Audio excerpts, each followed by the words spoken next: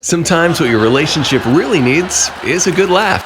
I have a guilt-prone nature because I grew up, did I tell you, in an independent, fundamental, premillennial, Kingdom Conversion only Baptist church. And so I was a mess, and I'll never forget one night my wife was in bed reading a book on how men think. It's not a real thick book. You can read it in about a night. And as she was reading this book, she was turning the pages, and I could tell she's getting more and more mad.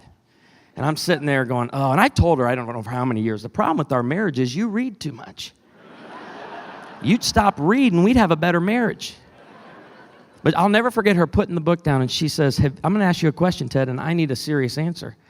I said, yes, ma'am. She goes, have you ever struggled with lust towards another woman? Now, let me teach you something. Okay, you start by acting as though you didn't hear the question. Okay? Huh? Have you ever struggled with lust towards another woman? Tactic 2, you act as though you didn't understand the question. What do you mean? Then I knew we were going there.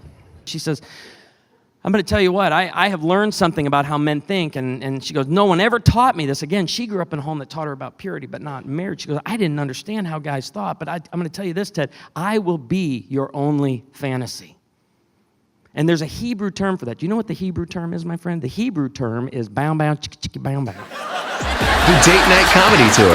It's live, spontaneous, and sometimes crazy. It's not your normal date night. Thursday, August 13th, Mission Community Church. To register, go to Date Night PHX.